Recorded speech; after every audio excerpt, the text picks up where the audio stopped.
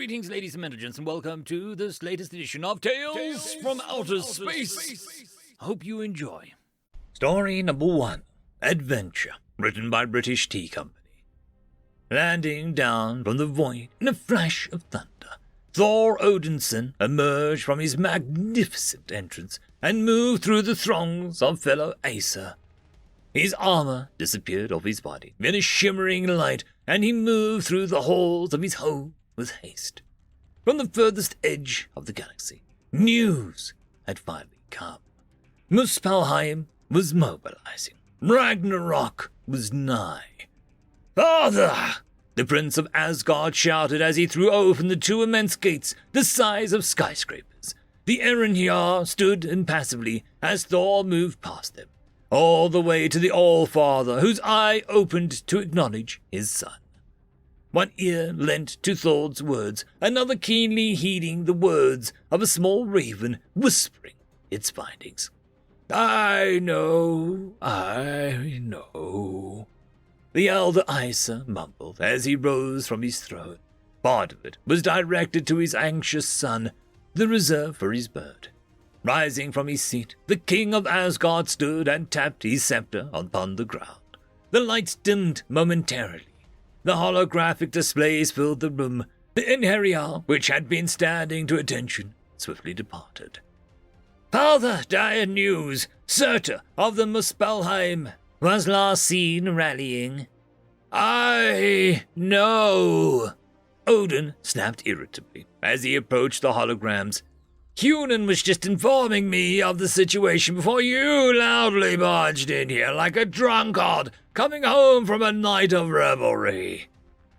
Then shall we muster our armies? What does it look like I'm doing? All that muscle and armor must be slowing your head down these days. The old man snorted as his commands were typed into his display. Glancing over, his finger hovered over the controls before he sat down back in his chair, hand raised to his chin as though in contemplation. What ails you? I have dispatched countless Einherjar to other tribes, from the ones around Aldebaran to the ones in Alpha Centauri, and to the ones in Cygnus, Aquila, and Lyra. Countless of our messengers sent to alert everyone that war draws near. Progress indicates that ever since first contact and our periodic gifts, the other tribes have progressed to a rate where they will be ready to fight by our side during the coming war. If that is the case, our numbers swell immensely. Then, what is it that look I witnessed earlier? This particular tribe we seeded roughly 2 million years ago, when the conditions of that system were optimal for supporting a new tribe. Thus far, they have merely dropped their feet into the vastness of space. I do not know if they will be ready. And you are seeking my counsel? Indeed. Though my brutish boy would rather swing hammers and ride solar waves than attend to a business of the galaxy's future. You still have your merits, Odin said with a mirthful chuckle, putting his finger to Thor's head. He gave it a second before pulling away. There is the cumulative history of the past 10 millennia. Are they ready? Thor paused a bit as he laid Mjolnir down. Leaning against the wall, stroking his beard, thought. The Prince of Asgard considered the factors. Born in the cradle of a beautiful world, born with plentiful resources, the tribe at Sol certainly had stacked hand. The only thing that held them back was their relative lateness in seeding compared to their compatriots. Whereas the one in Cygnus and Aquila were already sailing the cosmos by the time Asgard remembered to check up on them, Sol was still only a fledgling to the flight of space travel. I see nothing but average intelligence displayed amongst their people. Given how they were disadvantaged to start in contrast to the others, there is little benefit within that scope. However, their aggression as a people is only on the lower end, unlike the tribe at Alpha Centauri. I do not see the willingness to act and destroy. Odin nodded. The ones at Alpha Centauri almost cleansed each other in atomic fire, in a battle for natural resources until the Einherjar stepped in. A rash and foolish move, but such brazen ferocity would make them fine additions to the protectors of the galaxy. With all the conditions considered, the tribe of Sol is nothing special, I'm afraid. Woefully average, in my opinion, on most scales. But I would point to something special among them. Unlike the other tribes, we say the ones in Sol are comprised of the heterogeneous culture. This can only be explained that previously before, others had migrated away from the seeding area rather than sticking to the place that we had provided. So, what do you see in that? An adventurous spirit, Thor grinned. The ones at Centauri didn't move across their world till they were suffering from overpopulation in their home areas. The ones at Sol moved whenever it was possible. Such a quality where one is willing to leave comfort to seek out the mysteries of their world should not be underestimated. I see, Odin said as he tapped Gungnir once more. My decision is settled then. The Aneria will be dispatched to Sol. We will greet the people there, and we will give them the same packages as our other tribes.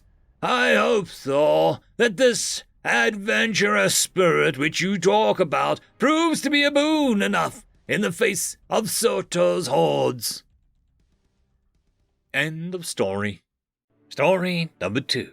The Beaconbuilders, written by Chimpanzee, writes, We have all lived our entire lives with the absolute certainty that alien life exists and is friendly to us.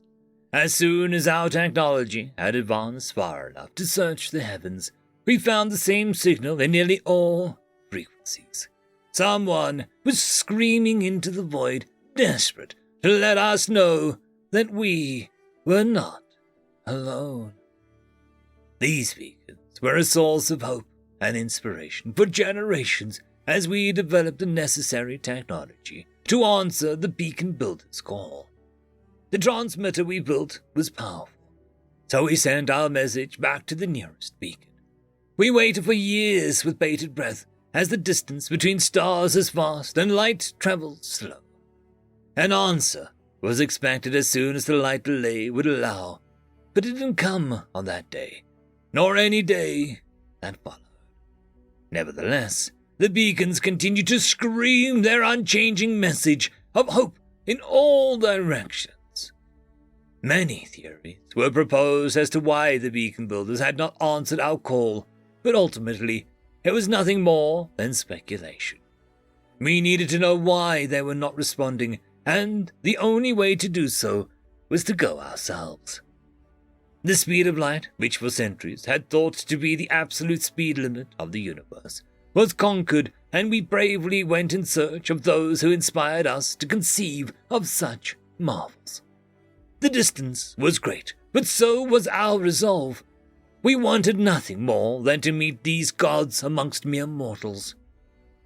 Unfortunately, when we arrived at the beacon, it had no crew and was so advanced that we could not tell if it had been operating autonomously for hundreds or hundreds of thousands of years.